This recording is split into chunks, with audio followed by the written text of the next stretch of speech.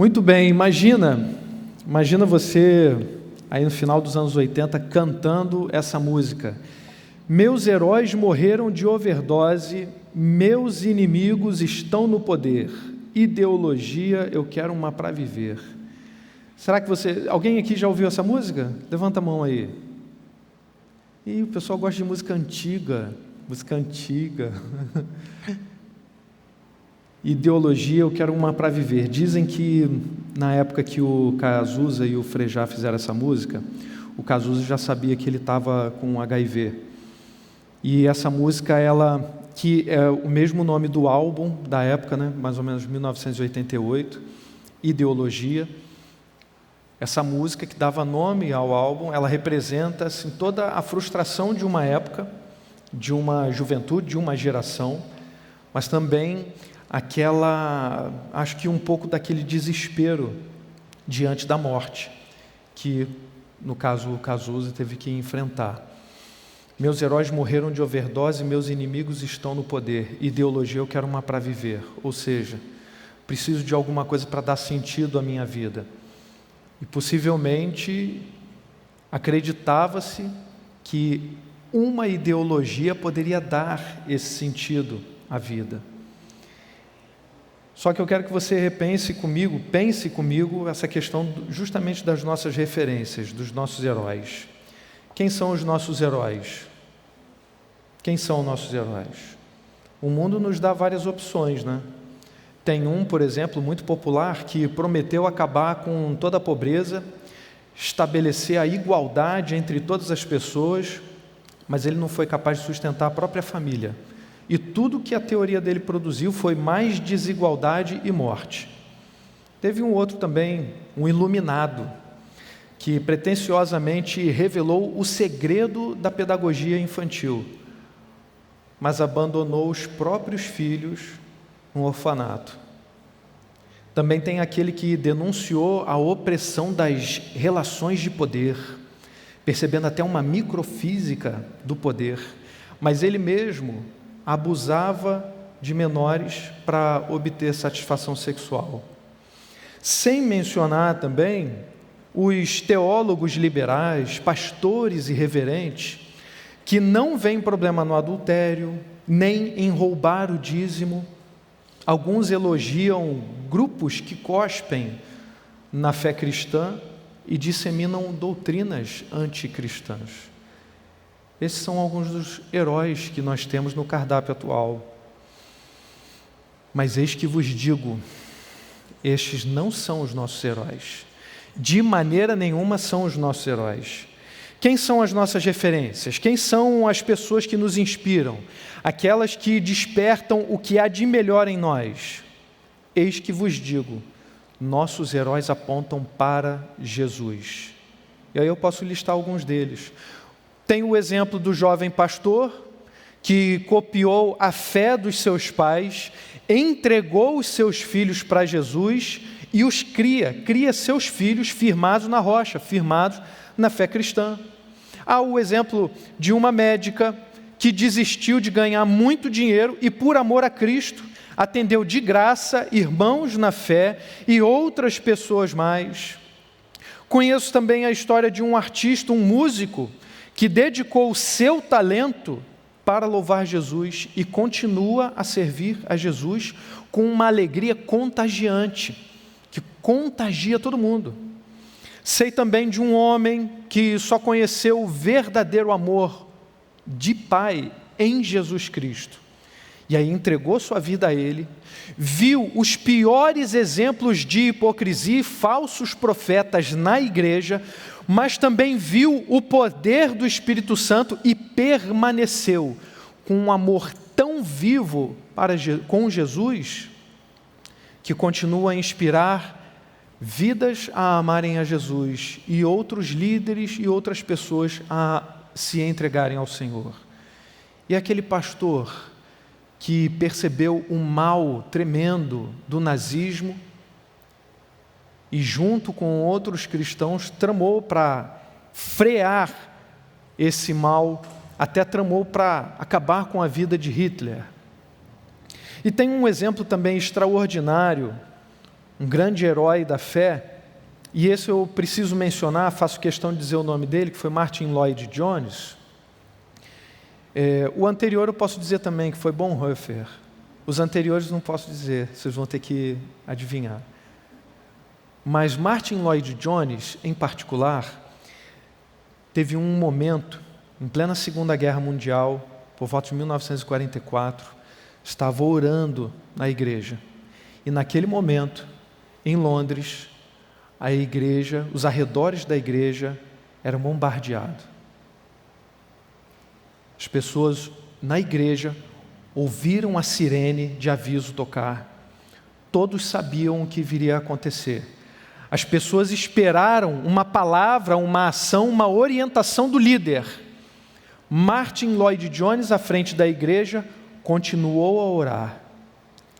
A bomba caiu, aquele estrondo, ele esperou até que o barulho passasse e continuou a sua oração.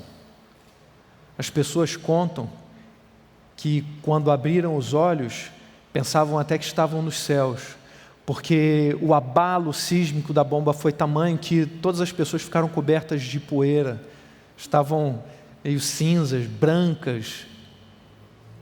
As pessoas pensavam, fomos arrebatados. Ele continuou a sua oração, permaneceu firme na igreja, de pé, pela igreja, permaneceu firme pelas ovelhas. E não é à toa que hoje a gente louva o exemplo desse homem como um grande herói para nós, como um grande pastor, como um grande líder, como um grande teólogo. Os nossos heróis, eles permanecem de pé, eles lutam para proteger a igreja, eles lutam para proteger as ovelhas de Cristo. E é um pouco disso que o texto de Hebreus, no capítulo 13, nos mostra. Fala assim, Hebreus capítulo 13, do verso 6 ao 9. Podemos, pois, dizer com confiança, o Senhor é o meu ajudador, não temerei, o que me podem fazer os homens? Lembrem-se dos seus líderes, que lhes falaram a palavra de Deus, observem bem o resultado da vida que tiveram e imitem a sua fé. Jesus Cristo é o mesmo ontem, hoje e para sempre. Não se deixem levar pelos diversos ensinos estranhos. É bom que o nosso coração seja fortalecido pela graça e não por alimentos cerimoniais, os quais não têm valor para aqueles que os comem. E eu quero que você fique bem ligado no verso 7. Lembrem-se dos seus líderes que lhes falaram a palavra de Deus, observem bem o resultado da sua vida, da vida que tiveram e imitem a sua fé. A gente está quase no finalzinho da carta aos Hebreus, no capítulo 13. O que acontece um pouco antes para a gente entender um pouco melhor esse contexto, que o texto está nos dizendo a respeito dos líderes. No capítulo 11, se você se lembra desse trecho, há a definição de fé, e o capítulo 11 é conhecido na tradição cristã como a galeria dos heróis da fé. São mencionados ali Abraão, Isaac, Jacó, até mesmo antes deles, Abel, Noé. Gente, a lista é interminável.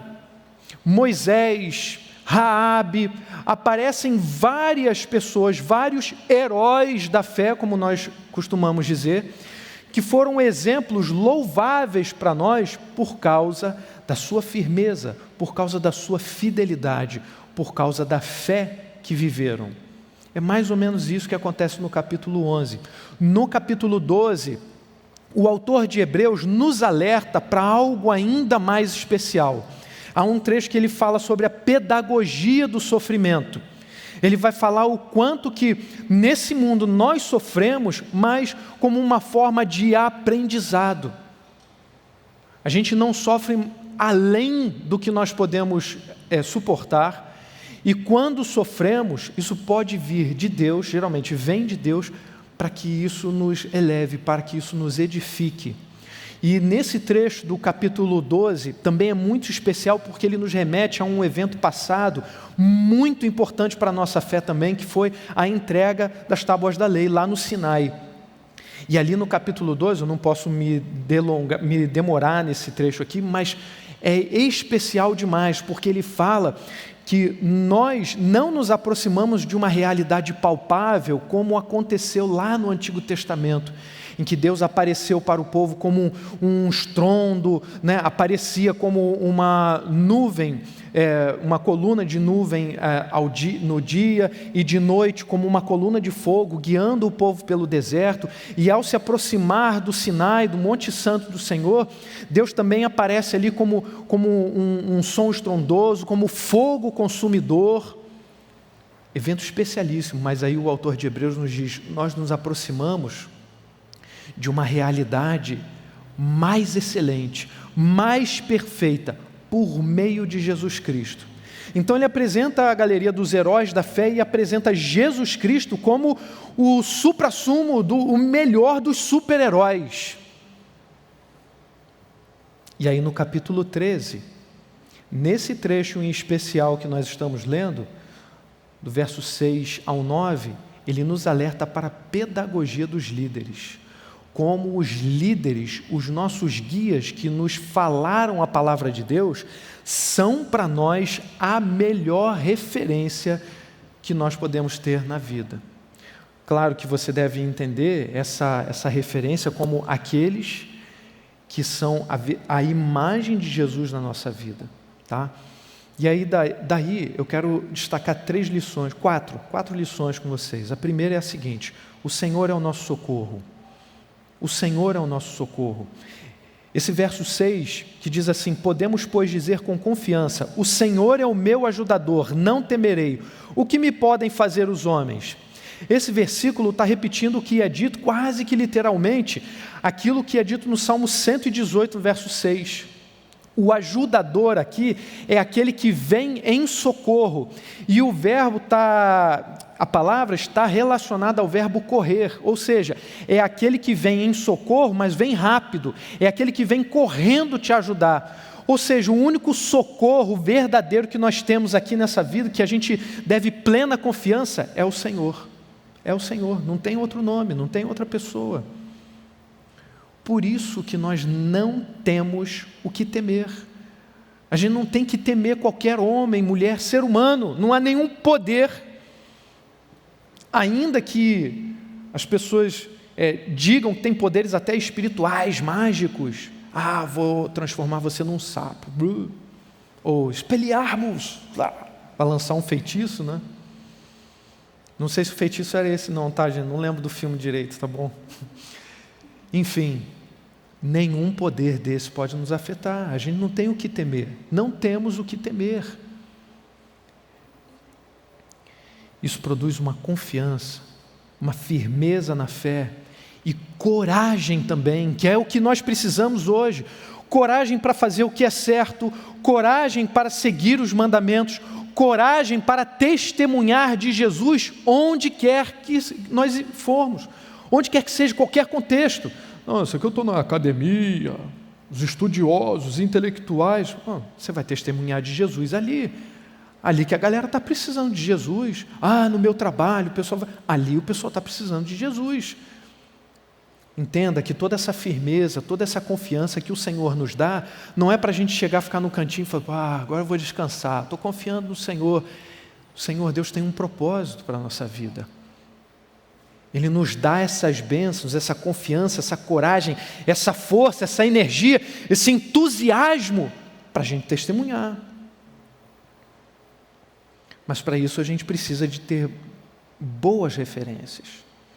E é essa a segunda lição: os líderes da igreja é que são as nossas melhores referências. Os líderes da igreja são a nossa melhor referência. Olha o que diz o verso 7. Lembrem-se dos seus líderes que lhes falaram a palavra de Deus. Observem bem o resultado da vida que tiveram e imitem a sua fé.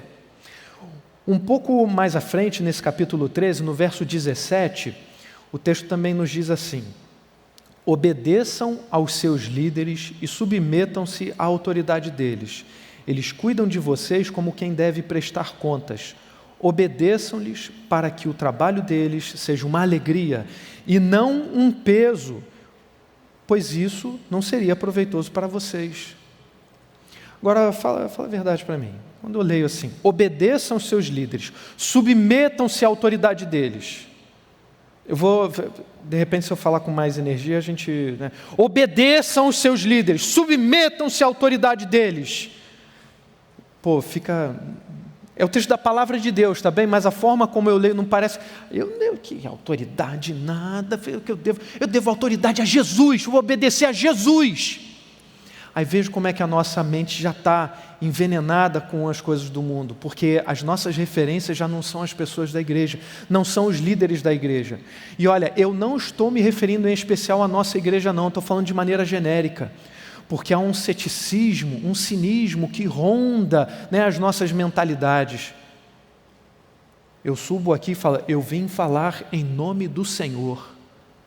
E eu chego para vocês e falo, eu oro aqui, Senhor, o Senhor está aqui, o Senhor está falando conosco.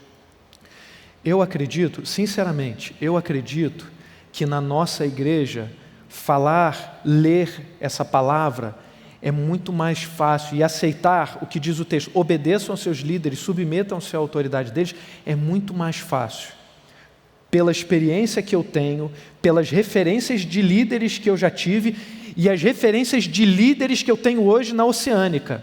E olha, não vou nem mencionar os pastores, os membros do conselho não, tá? Vou falar, assim, não vou citar nomes para não envaidecer ninguém, mas estou falando das pessoas comuns, das pessoas que estão até fazendo curso de liderança agora, as pessoas que são mesmo que não tem um cargo, sabe? Não tem assim, esse cara aparece pra caramba, está lá no louvor. Não, gente. Gente como a gente, como todo mundo aqui na Oceânica. Essa igreja é muito especial. O que Deus tem feito no nosso meio é muito especial. Então a gente pode ler com tranquilidade, tá? Mas se concentra aí no verso 7. Eu quero compartilhar com vocês uma coisa que me empolgou demais, que eu descobri no curso de liderança que a gente está fazendo agora. Todo domingo, no horário do primeiro culto, a gente está reunido lá na sede antiga fazendo esse curso. Que bênção é! E eu descobri a etimologia da palavra líder. Não sei a pronúncia, tá? Mas seria Ladan, sei lá. Líder era o guia, o cara que conhecia lá nos tempos idos, pensa aí, Europa, lá antigamente as pessoas para se deslocarem de um lugar para o outro, de uma cidade para outra, elas não tinham estradas construídas, tudo assim, os caminhos bem definidos, as placas, como aqui no Rio de Janeiro, você tem que entrar à direita e a placa está um pouquinho depois da agulha. Vocês já perderam? Quem dirige sabe o que é isso. Não tinha nem isso. Então, era necessário um guia que levasse as pessoas de um lugar para outro. Mas o guia era aquele cara que conhecia o caminho mais rápido e mais seguro de um lugar para outro. E era bem interessante porque esse guia ele fazia o seguinte: ele ia à frente do grupo primeiro, guiando, tocando o povo e mantendo o ritmo.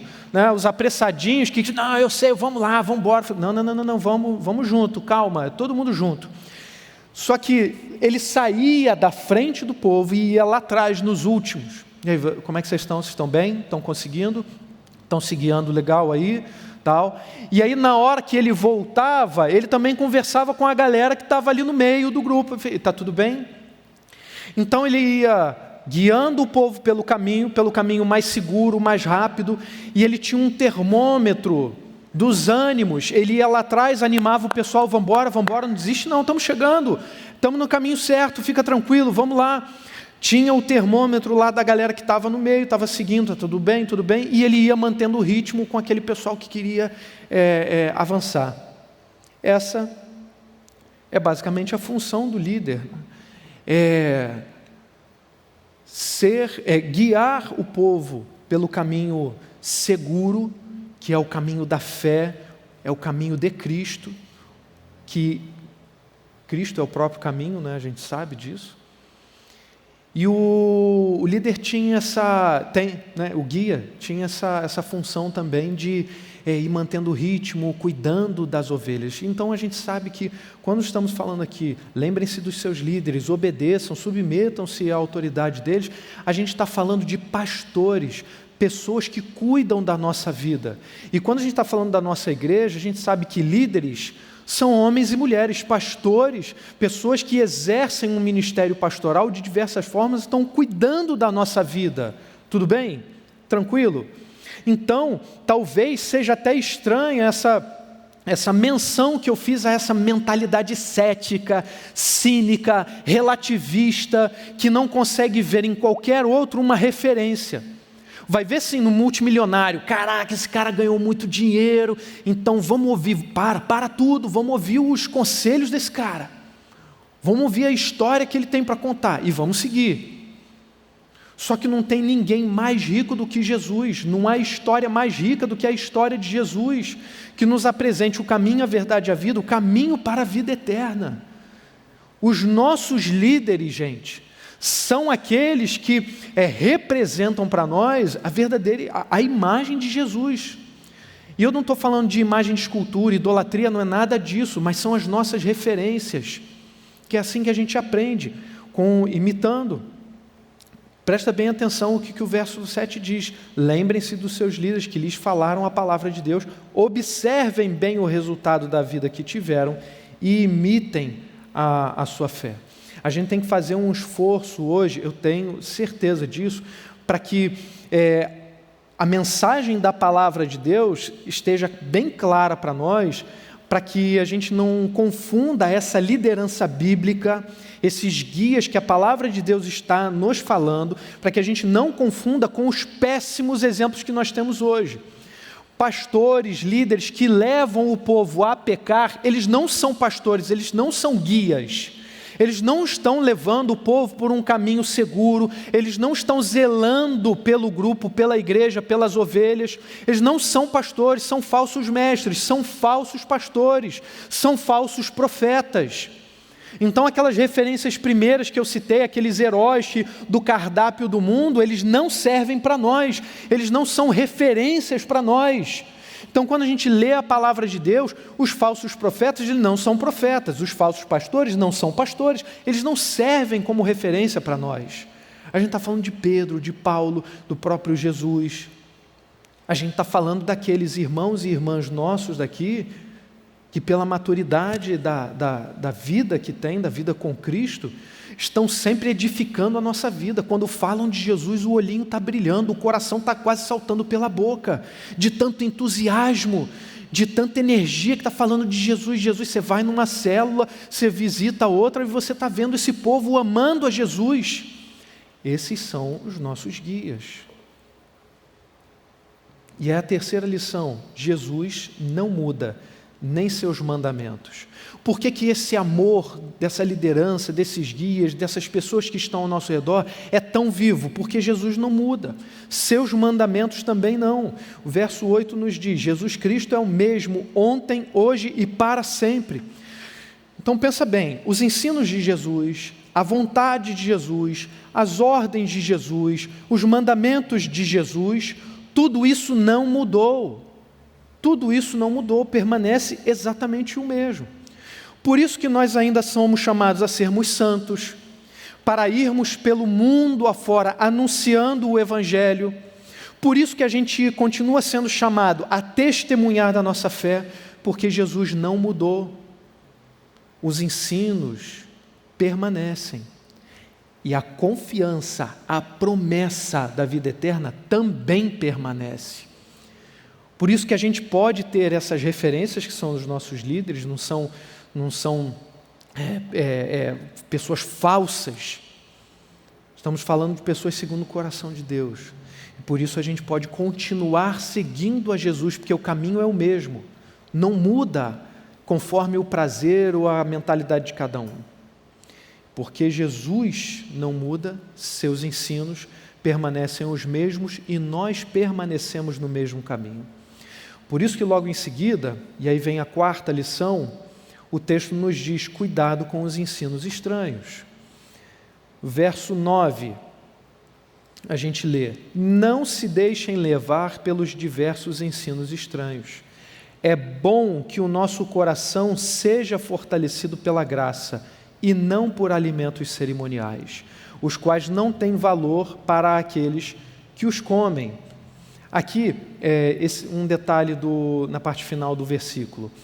O autor faz uma diferença entre a confiança na liturgia, nos ritos cerimoniais, como o povo de Deus, o povo de Israel no Antigo Testamento fez diversas vezes, deturpava o culto e usava a questão do sacrifício como um mecanismo de troca com Deus.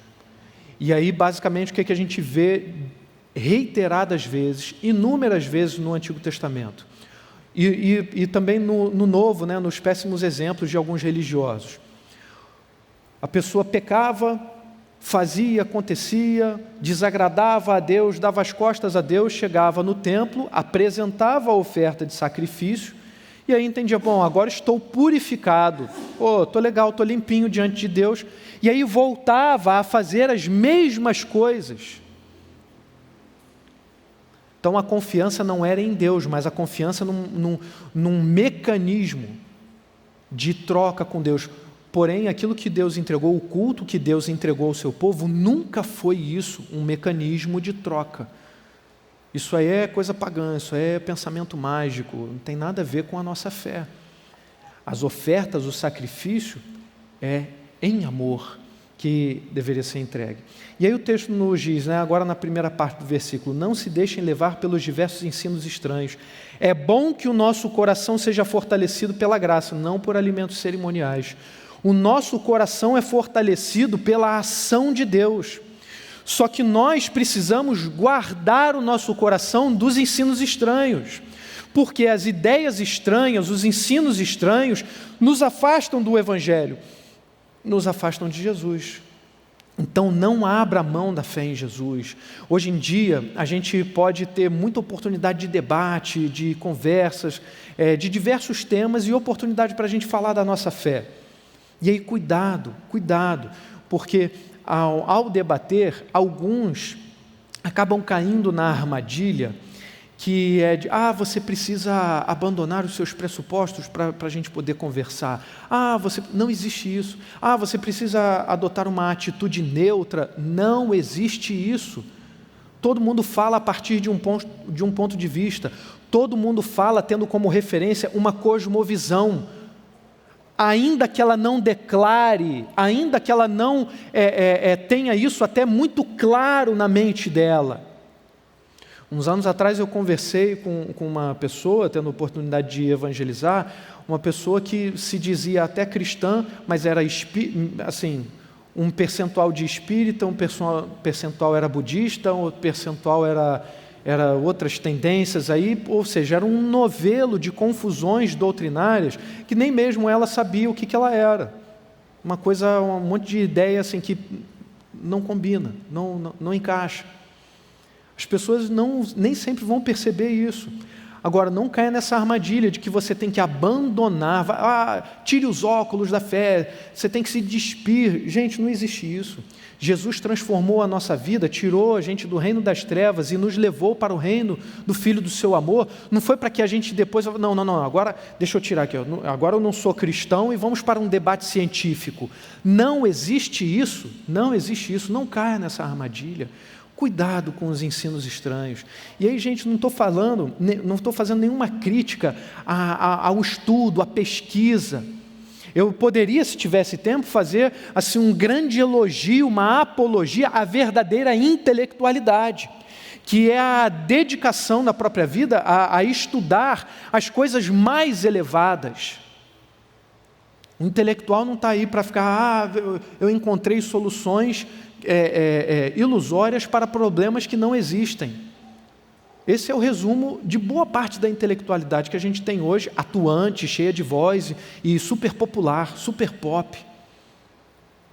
Pessoas que criam problemas, criam soluções ilusórias para problemas que não existem.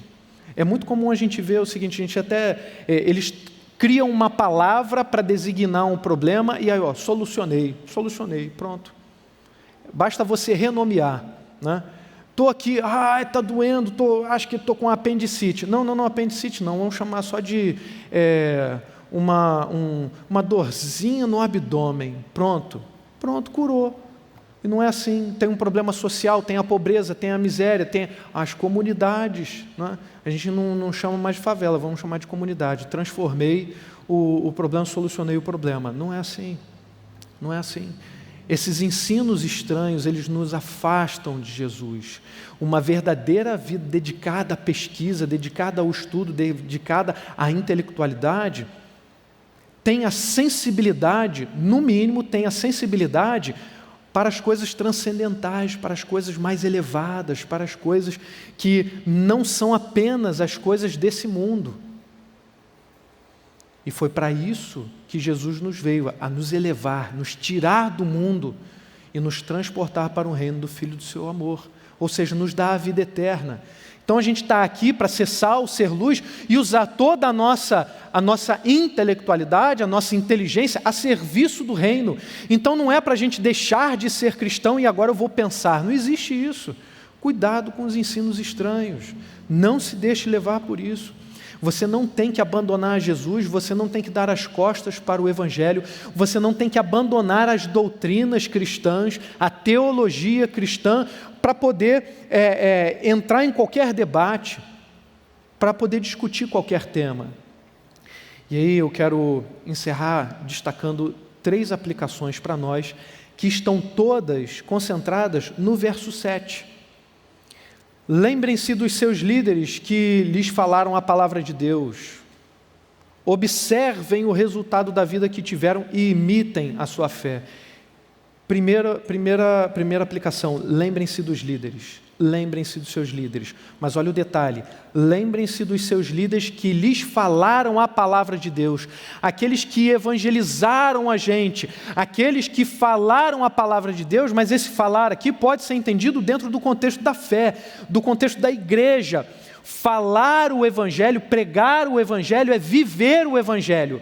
Aqueles líderes que conquistaram o nosso coração, que cativaram o nosso coração, né, que nos causaram admiração, não só pelo que falavam, não só por contar a história de Jesus, mas por viver a vida que Jesus nos ensinou a viver. Então tenham sempre guardados na memória o bom exemplo desses líderes.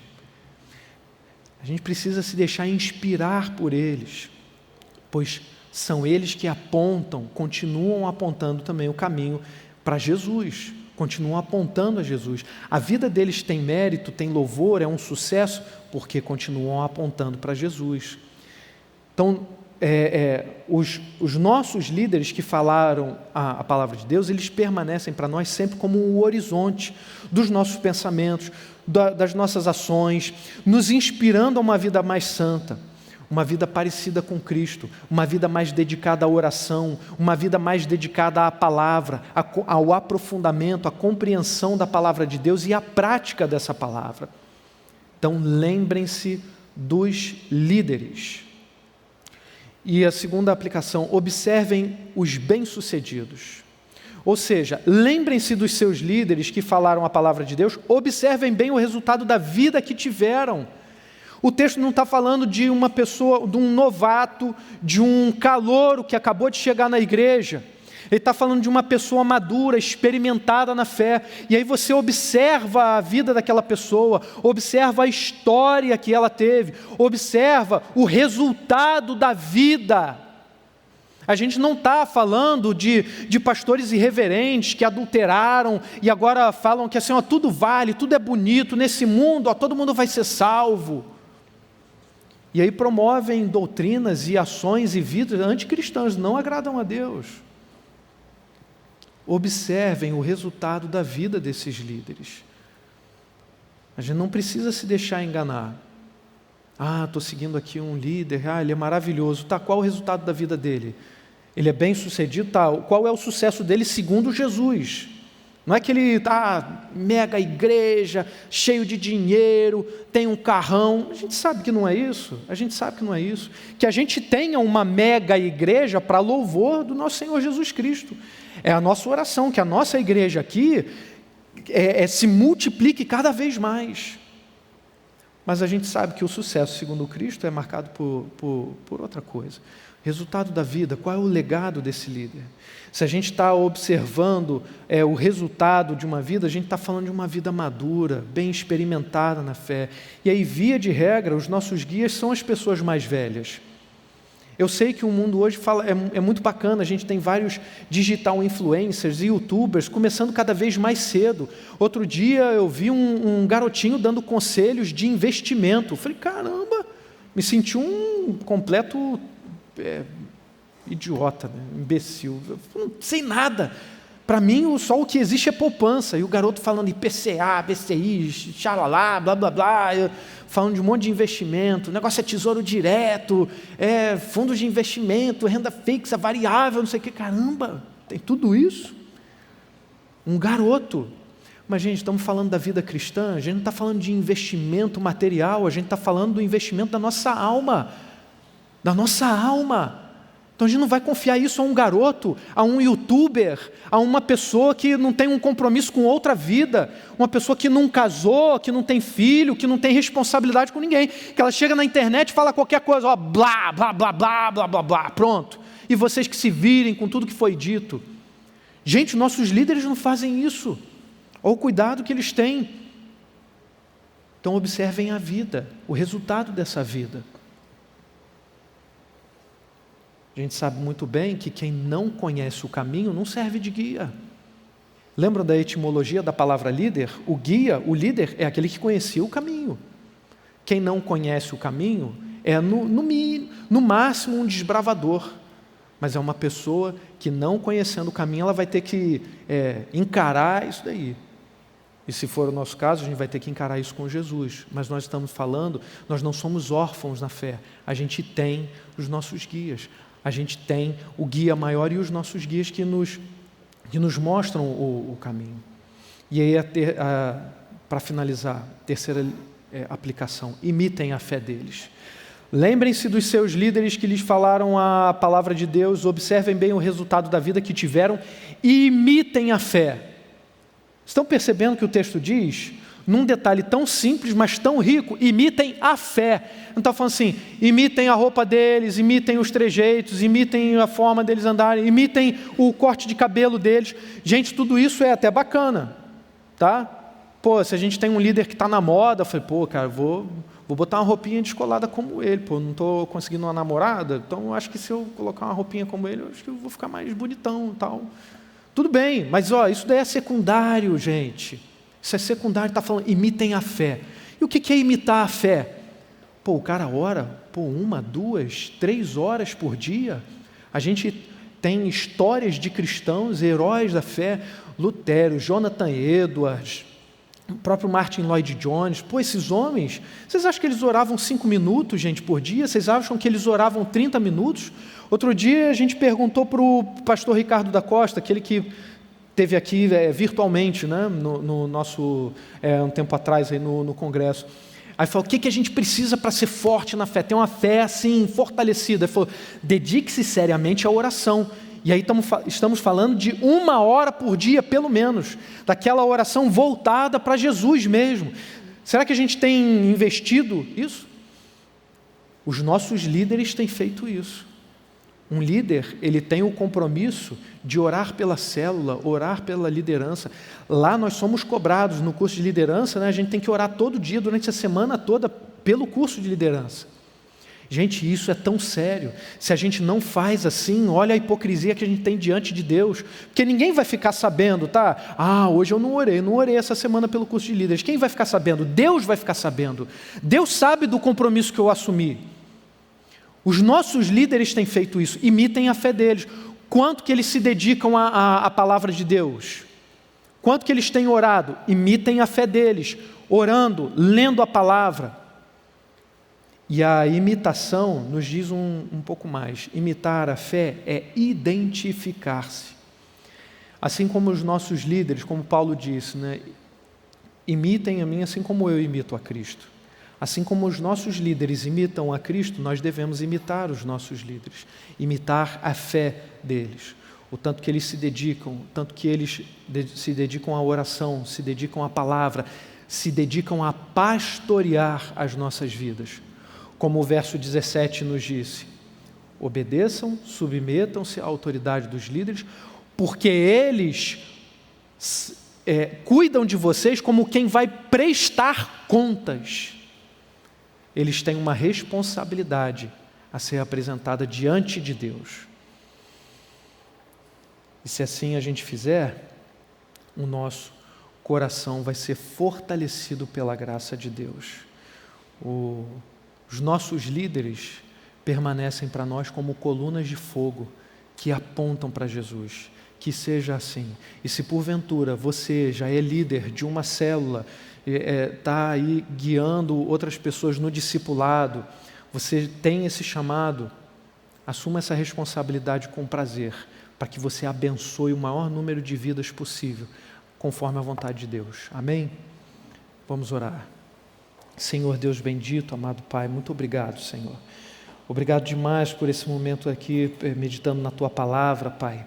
Que a gente não seja um povo descrente, desconfiado, Senhor, duvidoso daqueles que têm nos apresentado a palavra de Deus, mas que firmados na Tua palavra, tendo Jesus Cristo como a nossa maior e única referência, Pai, nós estejamos imitando a fé dos nossos líderes, tendo eles como referência na medida em que eles, sendo santos, eles imitam também o Senhor, Pai.